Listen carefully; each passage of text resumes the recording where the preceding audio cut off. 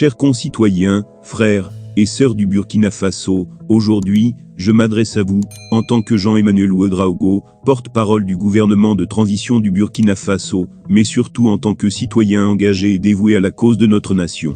Nous sommes rassemblés ici en des temps difficiles, marqués par des épreuves qui testent notre résilience et notre unité.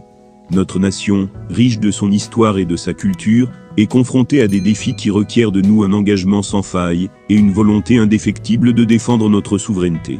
Je souhaite aborder une question de la plus haute importance, qui concerne la relation entre notre pays et les médias internationaux, en particulier le journal français Le Monde.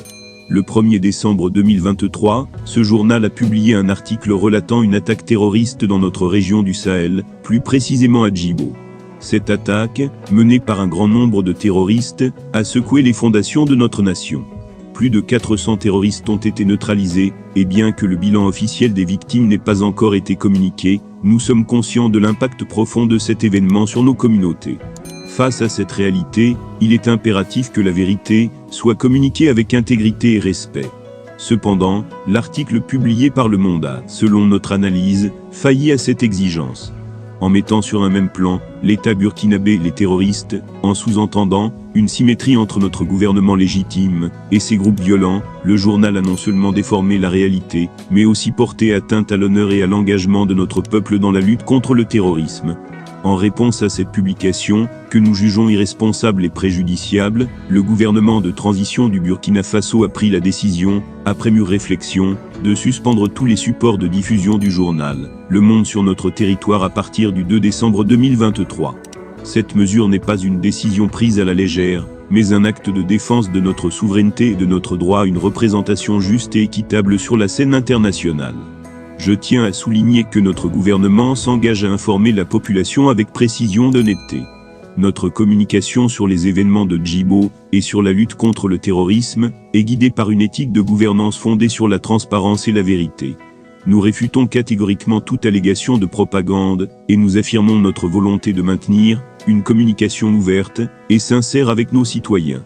Nous sommes conscients que la lutte contre le terrorisme est complexe et multidimensionnelle. Elle requiert non seulement une réponse militaire, mais aussi un engagement social, économique et culturel de toute la nation. Le Burkina Faso est à un tournant historique, luttant non seulement pour sa sécurité, mais aussi pour son indépendance et sa souveraineté.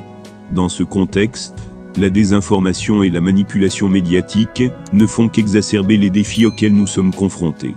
Notre peuple, uni et résilient, a toujours démontré une capacité remarquable à surmonter les épreuves. Le soutien du peuple burkinabé envers les décisions de notre gouvernement témoigne de cette unité et de cette résilience. Nous sommes un peuple qui valorise la vérité, l'intégrité et la justice, et nous ne tolérons pas que notre lutte soit dénaturée ou mal représentée.